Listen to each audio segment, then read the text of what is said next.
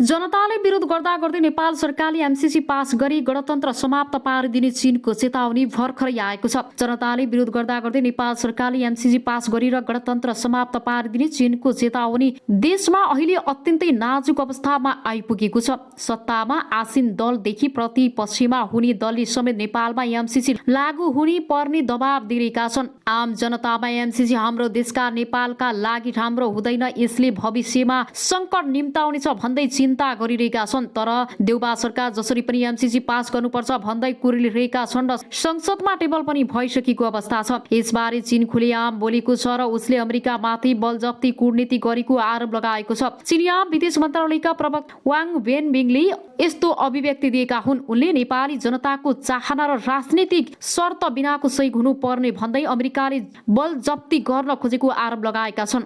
यो सँगै अमेरिका र चीनबीच नेपाल मामलामा खुलीआम टक्राउ बढेको छ।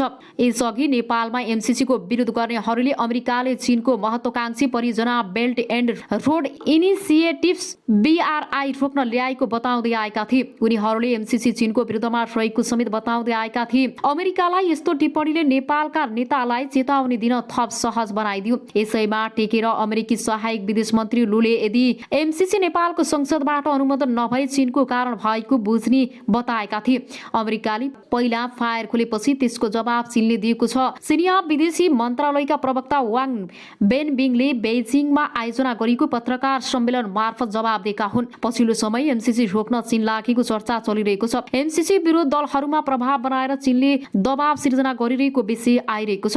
अमेरिकाले एमसीसी रोकेमा चीनको नेपालमा हस्तक्षेप बुझ्ने अमेरिकी चेतावनी आएको थियो। यसको जवाबमा चीन बोलेको छ। त्यसैगरी अमेरिकी सहयोग परियोजना एमसीसीले गर्दा नेपालको राजनीतिक गिजोलिएको बेला चीन आक्रामक देखिएको छ। अमेरिकाले नेपालमा एमसीसी पारित गर्न धम्कीपूर्ण कूटनीति गरिरहेकाले चीनले आरोप लगाएको छ।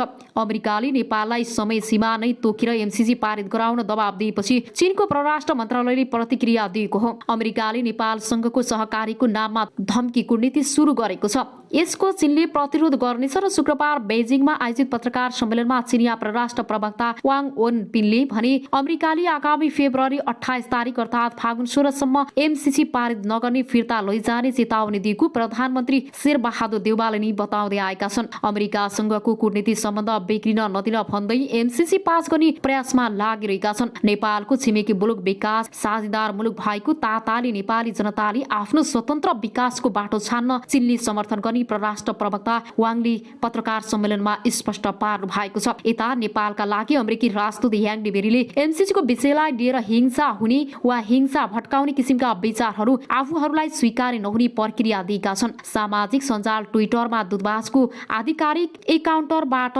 ट्विटर गर्दै राजदूत बेरीले लोकतन्त्रमा शान्तिपूर्वक आफ्नो विचार राख्ने छुट सबैलाई भनिए हिंसा भट्काउने विचार भने स्वीकार्य नहुने बताउनु भएको छ। अब आउनुस् अर्को समाचारतर्फ लागौं।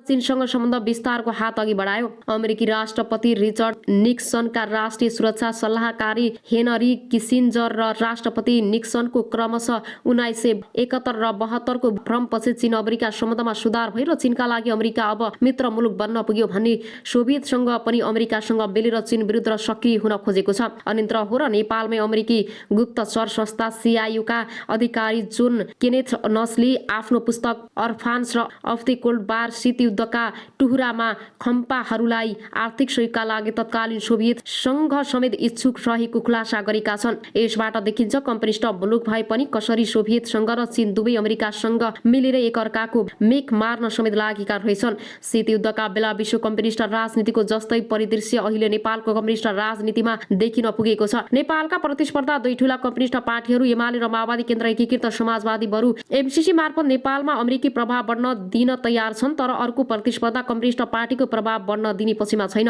आन्तरिक राजनीतिमा एकअर्काको प्रभाव कमजोर पार्न यति बेला एमाले र माओवादी केन्द्र एकीकृत समाजवादी उच्च स्तरको दाउपेचमा व्यस्त छन्। एकले अर्कोलाई सिद्धाउने दाउपेचको आधारमा विवादस्पद अमेरिकी सहायता परियोजना एमसीसी सम्झौता बनाएका छन् र विक्रमसम्म 2020 र 21 ताकादेखि नै कम्युनिस्ट इतर शक्तिले नेपालका कम्युनिस्टहरूमाथि बेइजिङ मास्कोमा पानी पर्यो भने नेपालका कम्युनिस्टहरूले छाता ओढ्छन् भन्दै व्यङ्ग्य गर्थे। चिनिया वा सोभियत संघको कम्युनिस्ट पार्टीको नीतिसँग नेपाली कम्युनिस्टहरूको धारणा अक्सर मिल्ने हुँदा उनीहरूमाथि यस्तो व्यङ्ग्य हुने गरेको हो। पुँजीवादी धुरीको नेतृत्व गरिरहेको अमेरिकासँग कम्युनिस्ट धुरीको नेतृत्व गरिरहेका सोभियत संघ र चीनको सम्बन्ध शत्रुतापूर्ण थियो र यही कारण चीन र सोभियत संघको निकट नेपाली कम्युनिस्टहरू अमेरिकाप्रति आक्रामक थिए। सोभियत संघ र चीनले झैं उनीहरू पनि अमेरिकालाई साम्राज्यवादी मुलुकको आरोप लगाउँथे। तर स्टालिनको निधनपछि विश्व कम्युनिस्ट आन्दोलनको नेताको भन्ने विषयमा सोभियत संघ र चीन बीच विवाद सिर्जना भए र सोभियत संघ चीन बीचको विवादसँगै विश्व कम्युनिस्ट आन्दोलन पनि चिनिया र रुसी सोभियत संघ खुरीमा विभाजित हुन पुग्यो। यो विभाजनसँगै विश्वका अधिकांश मुलुकहरूमा कम्युनिस्ट पार्टी र विभाजित भए आन्तरिक कारणले विभाजित भएका नेकपाका दुई विभाजित समूह चिनिया र रुसी खुरीमा लागे। डाक्टर केशवराज जङ्ग र रायमाझीले नेतृत्व गरेको समूह सोभियत संघको नजिक हुन पुग्यो भने नेकपा संस्थापक र महासचिव पुष्पलाल श्रेष्ठ नेतृत्व गरेको समूहले चिनिया धुरीलाई समर्थन गर्यो। सोभियत धुरी निकटले अमेरिकालाई साम्राज्यवादी भन्ने नै भए चीन अमेरिका सम्बन्धमा सुधार भए पनि चिनिया धुरी निकट नेपाली कम्युनिस्टहरूले पनि अमेरिकालाई साम्राज्यवादी मुलुक भन्न छाडेन। बरु विश्व कम्युनिस्ट राजनीतिमा विभाजनपछि चीन समर्थकहरूले पनि अमेरिकालाई जस्तै सोभियत संघको चरित्रलाई सामाजिक साम्राज्यवादी भन्न थाले। अर्थात् विश्व कम्युनिस्ट आन्दोलनमा आएको विवादको असर नेपाली कम्युनिस्ट आन्दोलनमा परे पनि अमेरिकालाई हेर्ने पनि नेपाली कम्युनिस्टहरूको दृष्टिकोणमा खासै परिवर्तन आएन। परिवर्तन आए त केवल सोभियत संघलाई हेर्ने केही समूहको दृष्टिकोणमा मात्र आयो। नेपाली कम्युनिस्टहरू अहिले पनि पौने दर्जन भन्दा बढी चिरामा विभाजित छन्। एकले अर्कोलाई कम्युनिस्ट मान्दैनन्, तर जतिसुकै चिरामा विभाजित भए पनि सबै कम्युनिस्टहरू अमेरिकालाई हेर्ने दृष्टिकोणमा भने एकमत छन्। अर्थात् नेपालका सबै कम्युनिस्ट पार्टीले अमेरिकालाई साम्राज्यवादी मुलुक नै मान्छन्। यस सम्बन्धमा अभिव्यक्तिको तरिका भनी फरक छ। सत्तामा जाने सम्भावना नरहेका कम्युनिस्टहरू अमेरिकी साम्राज्यवाद भनेर सडकमै नारा खन्काउँछन्। सत्तामा पुगिसकेका र फेरि पनि सत्तामा पुग्ने सम्भावना रहेकाहरूले भने अमेरिकालाई साम्राज्यवाद भन्ने नीतिलाई दस्तावेजमा सीमित गरेका छन्। अमेरिकी नीतिहरूलाई हेर्ने सवालमा एमालेदेखि माओवादी केन्द्र एकीकृत समाजवादी एकमत छन् र अमेरिका प्रति एकै नजर भए पनि माओवादी केन्द्र र एकीकृत समाजवादीका लागि अमेरिका भन्दा ठूलो शत्रु एमाले बनेको छ भन्ने एमालेका लागि माओवादी केन्द्र र एकीकृत समाजवादी। त्यसैले शीत युद्धको मध्यकालमा सोभियत संघले चीन विरुद्ध र चीनको सोभियत संघ विरुद्ध अमेरिकालाई प्रयोग गर्न खोजे जस्तै एमाले र माओवादी केन्द्र एकीकृत समाजवादीले पनि अर्को पक्षमा समाप्त पार्न अप्रत्यक्ष रूपमा अमेरिकालाई प्रयोग गर्न खोजिरहेका छन्। त्यसैले शीत युद्धको मध्यकालमा सोभियत संघले एकले अर्कोलाई समाप्त पार्ने औजार यति बेला विवादस्पद अमेरिकी विकास परियोजना एमसीसी बन्न पुगेको छ। शीत युद्धको मध्यकालमा विश्व कम्युनिस्ट आन्दोलनको नेताको भन्ने विषयमा सोभियत संघ र चीन बीच द्वन्द्व भए जस्तै नेपाली कम्युनिस्ट आन्दोलनको मूलधारको बन्ने भन्ने विषयमा एमाले र माओवादी केन्द्र बीच पनि प्रतिस्पर्धा र द्वन्द्व छ। एकीकृत समाजवादीको माओवादी केन्द्रसँग सम्बन्ध सुमधुर भएकाले यी दुई दलबीच आगामी निर्वाचनमा गठबन्धन र त्यसपछि पार्टी एकता हुने सम्भावना छ। चुनावसम्म सरकारमा र चुनावका बेला गठबन्धन पनि गरे भने आफू पछि परिएला भन्ने त्रास एमालेलाई छ र यही कारण सत्ता गठबन्धन तोड्ने र उनीहरूलाई सडकमा ल्याउनमा एमाले अध्यक्ष केपी शर्मा ओली छन्। त्यसैले सत्ता गठबन्धन तोड्ने हो भने एमसीसी अनुमोदनमा एमाले सहयोग गर्ने प्रस्ताव अध्यक्ष ओलीले प्रधानमन्त्री देउवासँग राखिसकेका छन्। एमसीसी जस्तो महत्त्वपूर्ण विषयमा निर्णय गर्ने अधिकार संसदीय दल मार्फत ओलीले राख्नुको कारण पनि त्यही हो।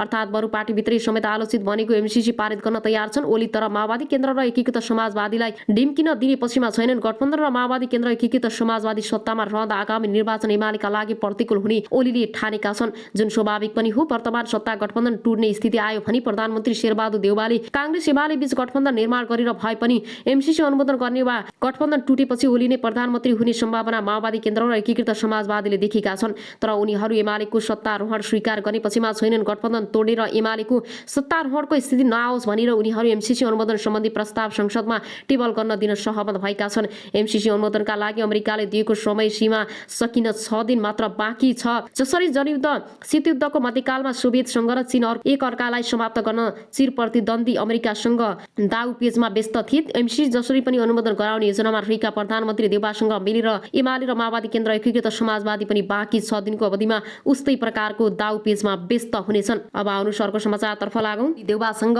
के कुराकानी भयो?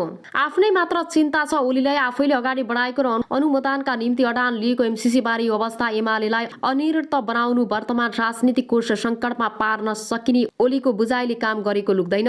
मुलुकको प्रमुख एजेन्डा बन्न पुगेका अमेरिकी सहयोग परियोजना एमसीसी बारे सत्ता साझेदार दल माओवादी केन्द्र र एकीकृत समाजवादीले दोहोरो चरित्र देखाएको नेकपा एमालेका अध्यक्ष केपी शर्मा ओलीको आरोप छ। एक पत्थरीलाई सडकमा जाऊ भन्ने, एक थरीलाई सदनमा आऊ भन्ने सोमबार दरो चोक स्थित कालु पाण्डेको समाधि स्थल पुगेका ओलीले भनेका थिए। माओवादी केन्द्रका अध्यक्ष प्रचण्ड र एकीकृत समाजवादीका अध्यक्ष माधव कुमार नेपालले एमसीसी पास गर्न षड्यन्त्र गरेको भन्दै ओलीले भनेका थिए, एमसीसी पास गर्ने षड्यन्त्र गर्ने, टेबल गर्ने, षड्यन्त्र गर्ने, आफू मूर्ति झैं बस्ने राष्ट्रिय राजनीतिका अन्य एजेन्डा जस्तै एमसीसी अल्झन पनि प्रचण्ड र माधवकै कारण निम्तिएको बताउने ओली स्वयंले पनि पार्टी निर्णय भनी लिइसकेका छैन। हाम्रो पार्टी फुटाएको छ, न्यायको आन्दोलनमा छौं, जिन्दाबाद र मुर्दाबादमा छौं। अब एजेन्डा बारे त छलफल गर्नै पाएका छैनौं। एमाले स्थानीय कमिटी सदस्य भानुभक्त ढकाल भन्छन्, संसदको नियमित प्रक्रिया अवरोध गर्ने पार्टीको कार्यक्रम प्रष्ट र पुरानै भएकाले माग पूरा भएपछि मात्रै अरू विषयमा सोच्न सकिने ढकाल बताउँछन्। संसदमा भाग लिने वातावरण बनाएको छैन, संसद अवरोध रहरले गरेको होइन, बाध्यताले हो उनी भन्छन्। अध्यक्ष ओलीलाई अनौपचारिक भेटमा पनि उनी निकट नेताहरूले एमसीसी बारे प्रष्ट हुन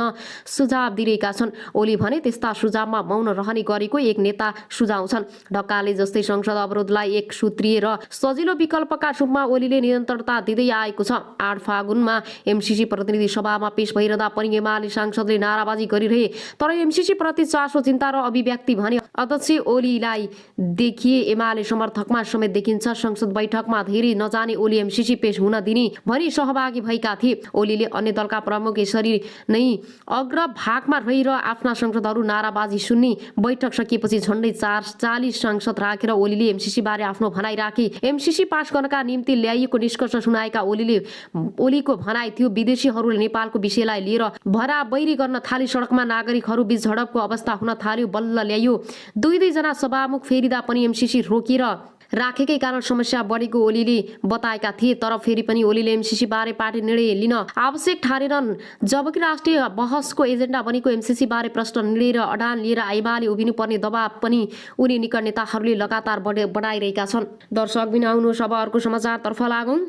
पनि अनभिज्ञ भएका थिएनन्। यदि एमसीसीमा रहेका विवादास्पद बुँदा संशोधन गरेर अनुमोदन गर्न राष्ट्रिय सहमतिको पहल गरिदिएको भए एमसीसीका विवादास्पद दफाहरूको संशोधन हुन्थ्यो, सत्ता गठबन्धन जोगिन्थ्यो, निर्वाचन समय देउबाको प्रधानमन्त्री पद सुरक्षित रहन्थ्यो र नेपाली जनता र सबै राजनीतिक दलहरूको निर्णयलाई आधार बनाएर अमेरिकाले पनि फेस सेभिङको मौका पाउँथ्यो। तर आपत्तिजनक र अनावश्यक बुँदा संशोधनका लागि देउबाले कुनै पहल गरिनन्। उनको एकहोरो स्टाटस जसरी पनि यत्तिकै एमसीसी प्रक्रियामा जानुपर्छ र अनुमोदन हुनुपर्छ भन्ने रह्यो। एमसीसी जसरी पनि अनुमोदन गराउने दबाव र दाउ पेचमा मात्र उनी लागिरहे। एमसीसी अनुमोदन नहुँदा कस्तो नैतिक जोखिम सिर्जना हुन्छ यस कुराप्रति ध्यान दिने कष्ट देउबाले कहिल्यै गरेनन्। एमसीसी अनुमोदन नहुँदा जुन सङ्कष्ट सिर्जना हुन्छ त्यसमा सबैभन्दा बढी जिम्मेवारी देउबा नै हुनेछन्। यस सन्दर्भमा माओवादी केन्द्र र एकीकृत समाजवादीमाथि सरकारमा बसेर सरकारकै प्रस्ताव विरुद्ध मतदान गरेको भन्दै नैतिक प्रश्न उठाउन त सकिएला, तर सङ्कटको सिर्जनाकार देउबा आफै भएकाले त्यसपछि काङ्ग्रेस नेता विमलेन्द्र निधि एमसीसी सम्झौताका सम्बन्धमा नेकपा एकीकृत समाजवादी पार्टीका अध्यक्ष माधव कुमार नेपालले दोहोरो चरित्र देखाएको बताएका छन्। धनुषाको मुखियापट्टि मुसर्निया गाउँपालिका 2 को बेलबिहेमा निर्माण हुने भ्यूटार स्थलको निरीक्षण गर्न पुगेका नेता निधिले आफू समेत सहभागी रहेको छलफलमा अध्यक्ष नेपालले एमसीसी सम्झौता संसदबाट अनुमोदन गर्न